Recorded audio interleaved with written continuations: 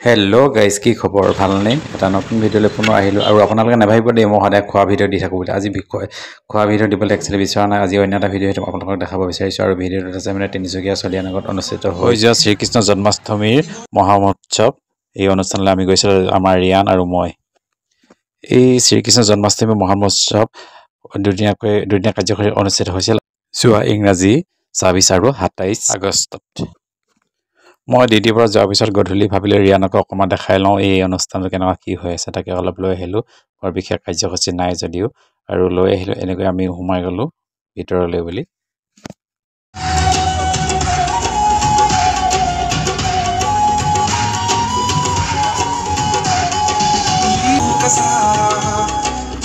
এনেকৈ এটি কৃষ্ণ নৃত্য চলি আছিলে। এগৰাকী মানে ছোৱালীয়ে নাচি আছিল আৰু আমাৰ ইয়ানে চাই ভাল পালে আৰু তাকে অকণমান দেখালোঁ আৰু আপোনালোকৰ লগতো অলপ শ্বেয়াৰ কৰিলোঁ। চাওক ভিডিঅ'টো সম্পূৰ্ণ শেষলৈকে দেই, স্ক্ৰিপ্ট নকৰাকৈ।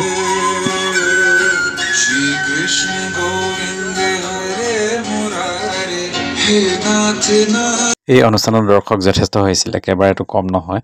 এয়া মানে যথেষ্ট বুলি ক'ব লাগিব। অলপ দেখাই দিছোঁ চাওকচোন।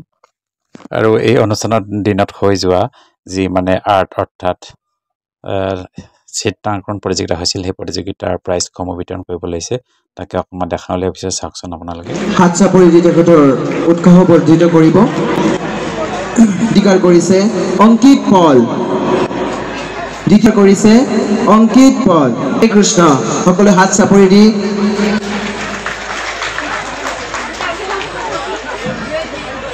তৃতীয় স্থান অধিকাৰ কৰিছে ৰিয়ানশী নন্দী।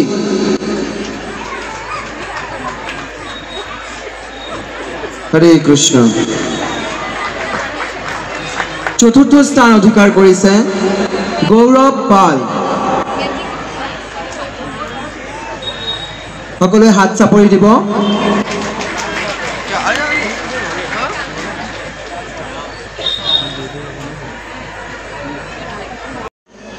তনিষা আগৰৱাল,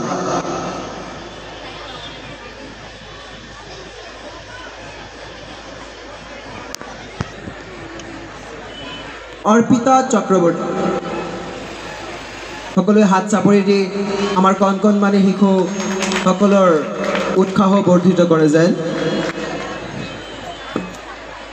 অষ্টম স্থান অধিকাৰ কৰিছে মধুমিতা দাস। অষ্টম স্থান অধিকাৰ কৰিছে মধুমিতা দাস। অনুপস্থিত।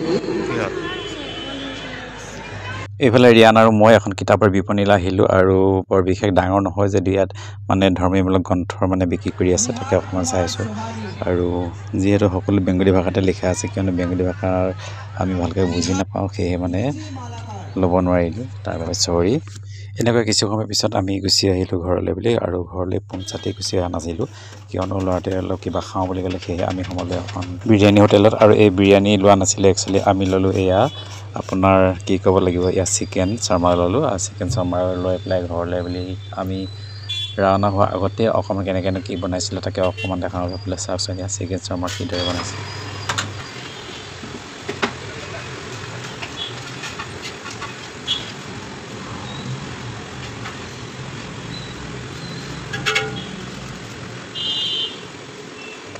এইফালে চাওকচোন, আমি আহি ঘৰ পাই গ'লোহি আৰু আমি খাব লাগিছোঁ চিকেন চাৰ্মাৰ, আৰু চিকেন চাৰ্মাৰ লগতে আছে কেইটামান ম'ম'। আৰু আজি আমি এনেকৈ গধূলি মানে খাই লৈছোঁ, মানে যিহেতু খোৱা সময় হোৱা নাই, বা একচুৱেলি ভাত খোৱা সময় হোৱা নাই, সেয়ে প্ৰথমে খাই লৈছোঁ এনেকৈ চিকেন চাৰ্মাৰ আৰু ম'ম'।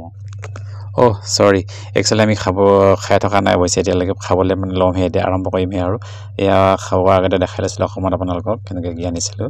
আৰু আপোনালোকৰ প্ৰায় সকলোৱে জানে যদিও হয়তো কিছুমানে এয়া চিকেন শৰ্মা কেনেকুৱা হয় মানে নাজানে, সেয়ে দেখাই দিছোঁ চাওকচোন। এনেকৈ ৰাউণ্ডকৈ গোলকৈ দিছে, তাৰ ৰোলেই হয় আৰু চিকেন ৰোল।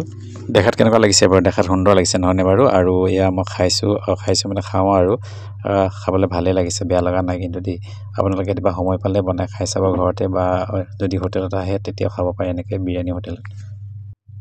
চিকেন শৰ্মা প্ৰথমে মই খাই ল'লোঁ টেষ্ট কৰি ল'লোঁ ইয়াৰ পিছতে আমাৰ মানুহগৰাকী আৰু এইফালে কি আমাৰ ল'ৰা ৰিয়ান তেওঁলোকে খাইছে আমাৰ ৰিয়ান আৰু যোনে খাই যথেষ্ট ভাল পাইছে আৰু আগতে তেনেকৈ খোৱা নাই মই খাইছোঁ যিহেতু মই আগতে টেষ্ট পাইছোঁ ইয়াক খাই পেলাই সেয়ে ঘৰলৈ লৈ গৈছিলোঁ আৰু লগতে ৰিয়ানকো কৈছিলোঁ খাই ভাল লাগিব লৈ যাবলৈ অলপ হেল্ডিয়ে হ'ব এয়া দেখিছেনে মানে এটা কথা ক'বলৈ গ'লে সঁচাই খাই ভাল লাগিলে আৰু মানুহগৰাকীয়ে খাই যথেষ্ট ভাল পালে বুলি কৈছে দেই আৰু ভিডিঅ'টো ইমানটা সামৰণি মাৰিব বিচাৰিছোঁ সামৰণি মাৰিবলৈ যোৱাৰ আগতে এবাৰ ক'লোঁ ভিডিঅ'টো ভাল লাগিলে লাইক কমেণ্ট শ্বেয়াৰ কৰিবলৈ নাপাহৰিব বুলি আজিলৈ আহিছোঁ তেন্তে এটা নতুন ভিডিঅ'ত পুনৰ লগ পোৱা আশাৰে